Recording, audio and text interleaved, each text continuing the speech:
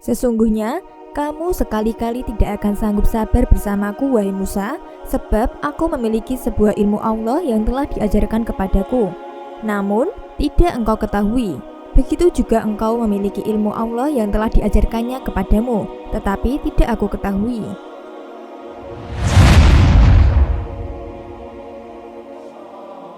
Sobat Dzakirah Muslim rahimakumullah. Pada kesempatan kali ini, Dzakirah Muslim akan menceritakan kisah tentang pertemuan Nabi Musa dengan Nabi Khidir yang penuh hikmah. Kisah ini bermula saat Nabi Musa alaihissalam ditanya oleh kaum Bani Israel tentang manusia yang paling alim di muka bumi. Kemudian dijawab oleh Nabi Musa, "Tidak ada lagi yang paling alim di muka bumi selain aku." Akibat jawaban itu, Nabi Musa ditegur oleh Allah. Tak hanya itu, Allah juga menurunkan wahyu kepada Nabi Musa. "Sesungguhnya, aku memiliki seorang hamba di pertemuan dua samudra yang lebih alim darimu." Nabi Musa menjadi penasaran. "Wahai Tuhanku, bagaimana aku bisa bertemu dengannya?" Allah menjelaskan, "Bawalah olehmu seekor ikan, lalu simpan dalam keranjang. Di mana ikan itu menghilang, di sanalah hambaku itu berada." Musa pun berangkat. Ia ditemani oleh seorang pemuda bernama Yusya bin Nun. Sebelum berangkat, Nabi Musa menyuruh muridnya Yusya bin Nun membawa bekal. Mereka membawa ikan, sampai akhirnya mereka sampai di sebuah pinggir lautan. Mereka istirahat sejenak, menyenderkan kepala di badan batu besar lalu tanpa terasa. Akhirnya mereka tertidur.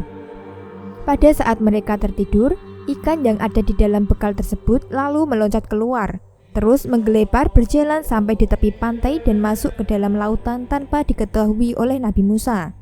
Sedangkan muridnya Yusya bin Nun matanya remang-remang melihat kejadian ikan yang melompat-lompat menuju pantai itu.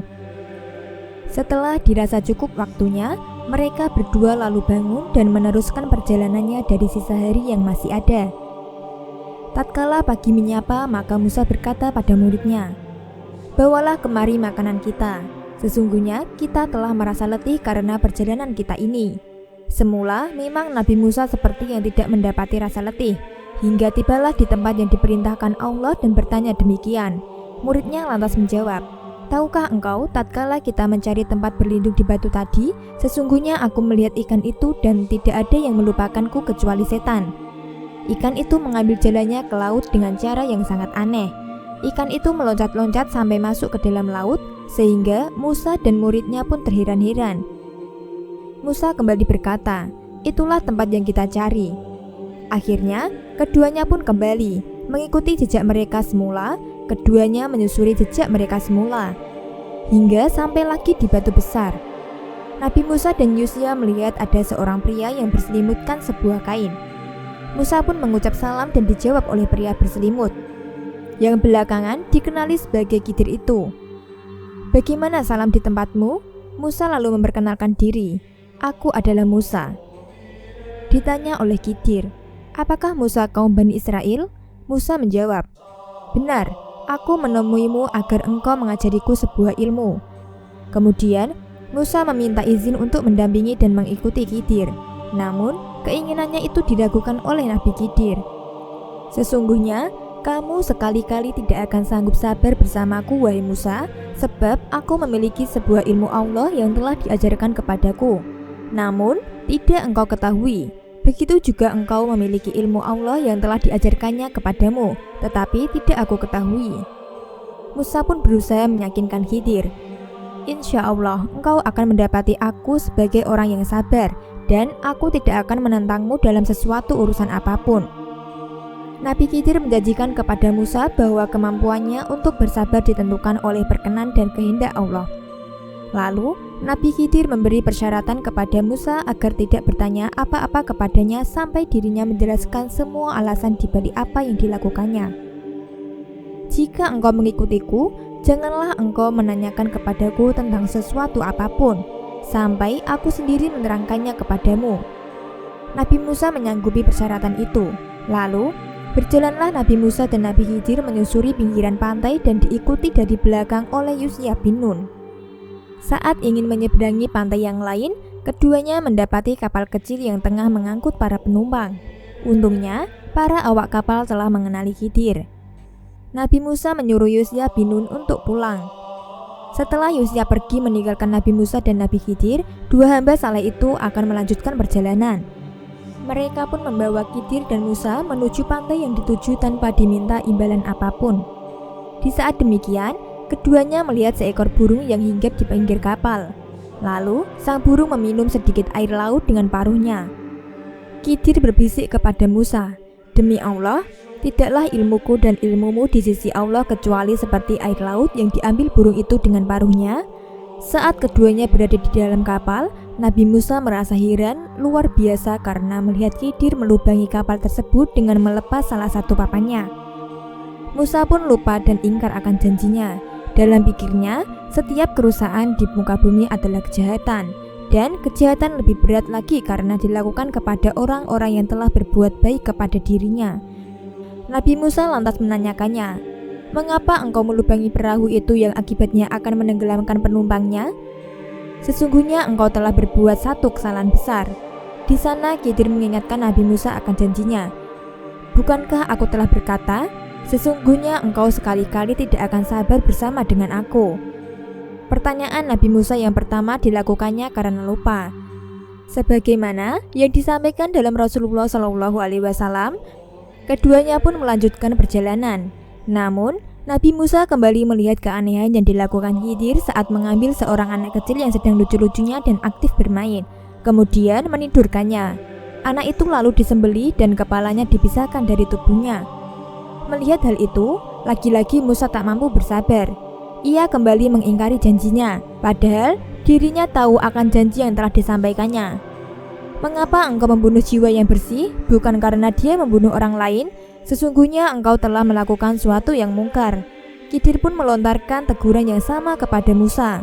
"Bukankah aku telah berkata, sesungguhnya engkau sekali-kali tidak akan mampu sabar bersamaku?" Di sini Musa pun menyadari jika dirinya tidak akan mampu lama-lama menemani Khidir, sang hamba yang saleh itu.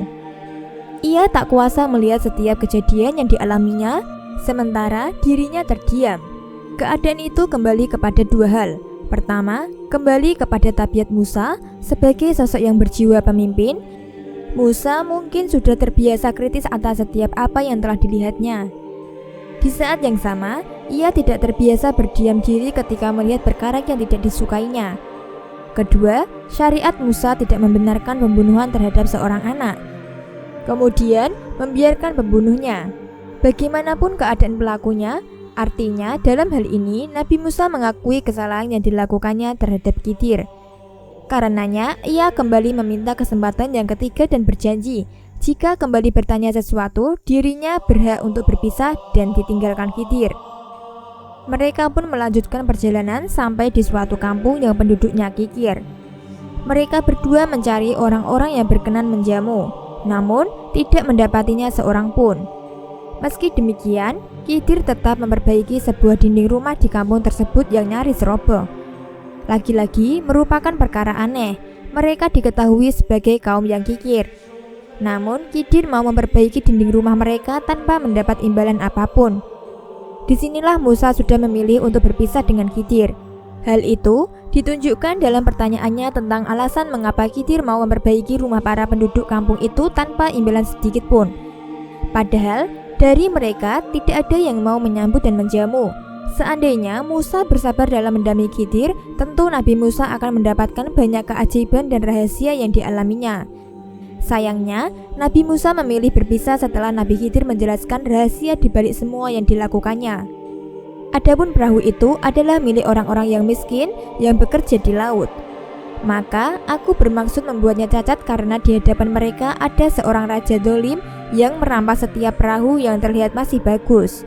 Jelas Nabi Khidir pada Musa. Adapun anak yang aku bunuh itu, kedua orang tuanya mukmin dan kami khawatir kalau dia akan memaksa kedua orang tuanya untuk durhaka dan berbuat kufur.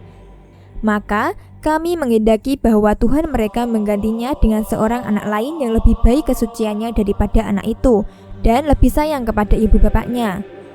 Adapun dinding rumah itu adalah milik dua anak yatim di kota tersebut dan di bawahnya tersimpan harta milik mereka berdua, sedangkan ayah mereka orang saleh. Maka Tuhanmu menghendaki agar keduanya mencapai usia dewasa dan mengeluarkan simpanannya itu sebagai rahmat dari Tuhanmu. Aku tidak melakukannya berdasarkan kemauanku sendiri. Itulah makna sesuatu yang engkau tidak mampu bersabar terhadapnya, pungkas Khidir. Pertemuan Nabi Musa dan Nabi Khidir pun selesai dan mereka berpisah. Pertemuan Nabi Musa dan Nabi Khidir ini pun diabadikan Al-Quran dalam surah Al-Kahfi mulai ayat 61 sampai ayat 82. Kisahnya diriwayatkan pula oleh Bukhari dalam kitab Al-Ilmi dari Ibnu Abbas dari Ubay ibnu Ka'ab.